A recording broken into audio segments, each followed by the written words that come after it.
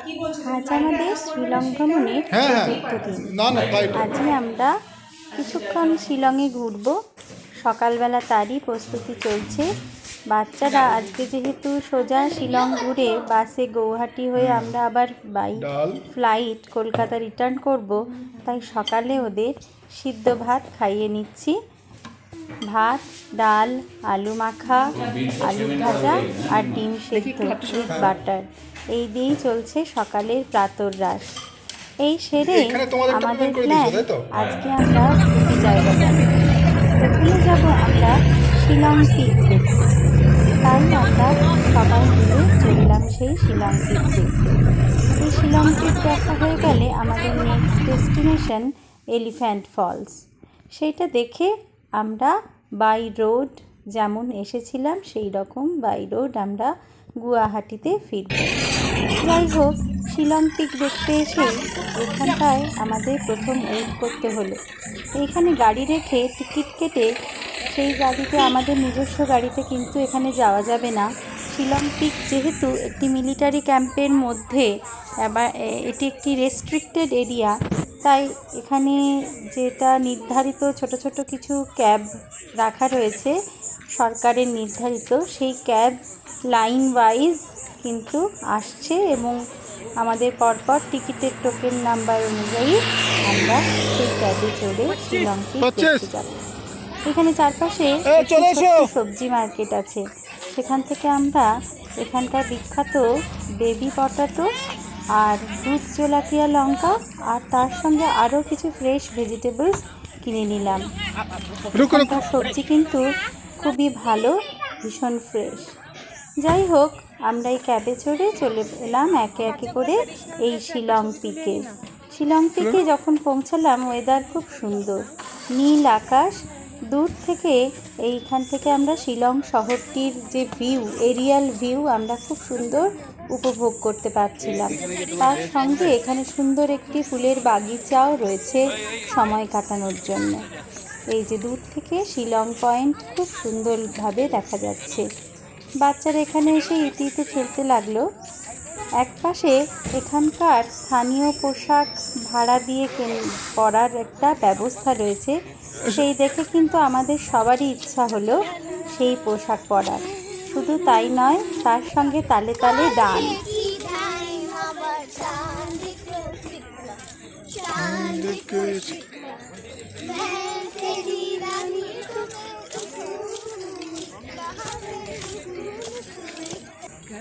मैं तेरी रानी तुमर हुकुम इक्का हमर हुकुम को इक्का ना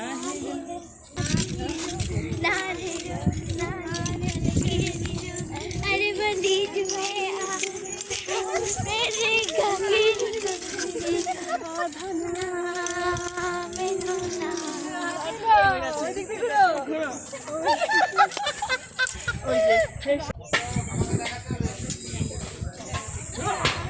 খুব সুন্দর তরল খেলার দৃশ্য কিন্তু চলছে।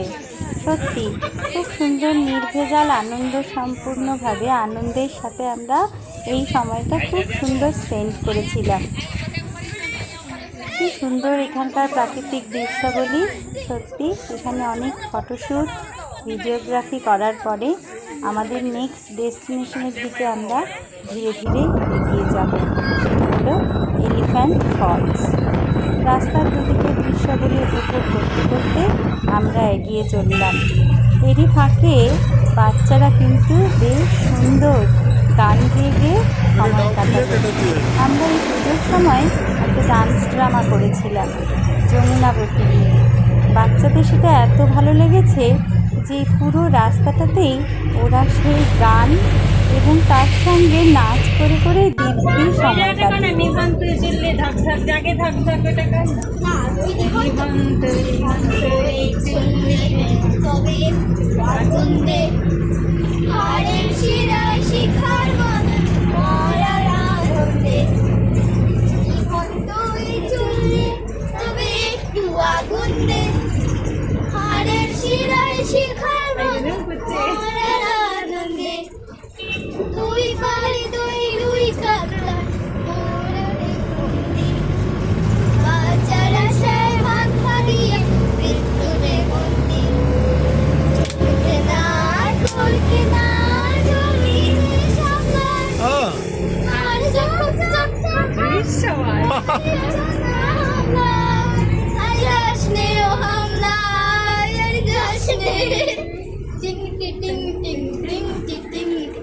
কান্না কন্যার মায়ের ধমনীতে আগুন ঢেউ মন্ডলীটা করছে।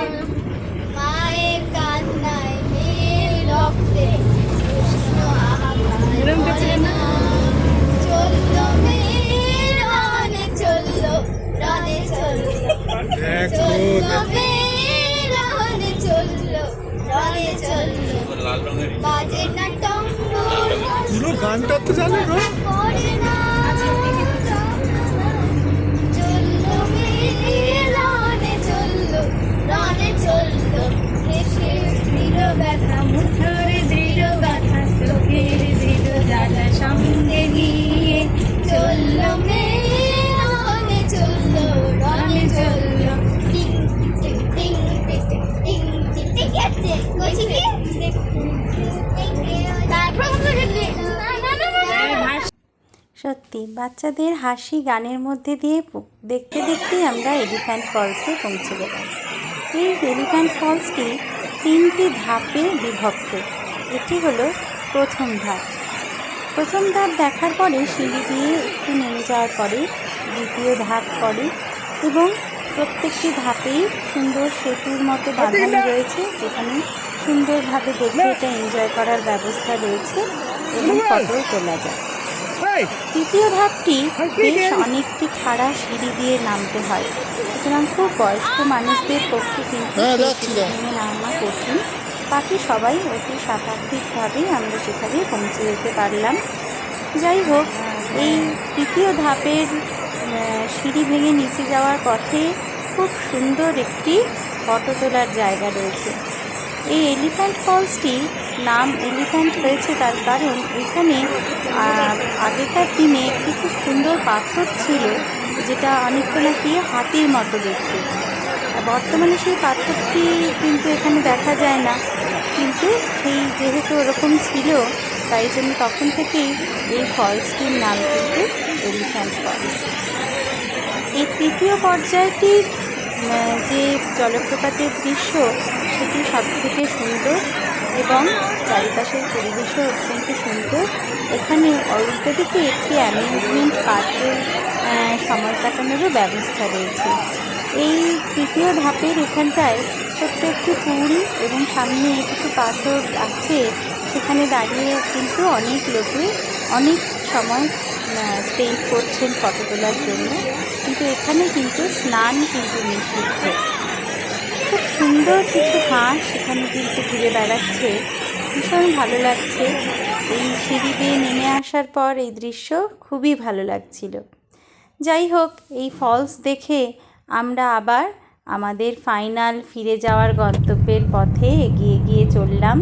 আমরা এবার একদম আমাদের গুয়াহাটিতে পৌঁছে গেলাম বাইরে। এসেই শুনলাম আমাদের ফ্লাইট কিছুক্ষণ ডিলে রয়েছে। বাচ্চাদের সত্যি ডিলে ফ্লাইট লেট হলে খুবই অসুবিধা হয়। আর যেহেতু গুয়াহাটি এয়ারপোর্ট কলকাতার মতো এত সুপ্রশস্ত নয়, তাই জন্য ফ্লাইট ডিলে হলে বেশ লোকজনের ভিড়ও কিন্তু অনেকটা বেড়ে যায়। যাই হোক, টুকটাক খাওয়া দাওয়ার পর বাচ্চারা কিন্তু আলারিপু করে বেশ সময় স্পেন্ড করছে। হ্যাঁ, আমরা বলছি তোরা কি এখানেও নাচ বন্ধ করবি না, কিন্তু যাক নিজেদের মতো উইদাউট স্ক্রিন ওরা যদি কোয়ালিটি টাইম স্পেন্ড করে সেটা আমাদের জন্য বেশ যথেষ্ট। যাই হোক, বিষণ্ণ মনে ফিরে তো যেতে ইচ্ছে হয় না, তবুও ছুটি শেষ, ফিরে যেতে হয়। আবার সেই রোজকার দৈনন্দিন জীবনে আমরা ফিরেই চললাম। মনে আশা একটাই, আবার ছুটি আসবে, আবার আমরা নিশ্চয়ই একটা খুব ভালো ট্রিপ প্ল্যান করব, খুব সুন্দরভাবে সময় নিশ্চয়ই কাটাতে পারবো, এই আশা রেখে ভিডিওটি শেষ করলাম। নমস্কার।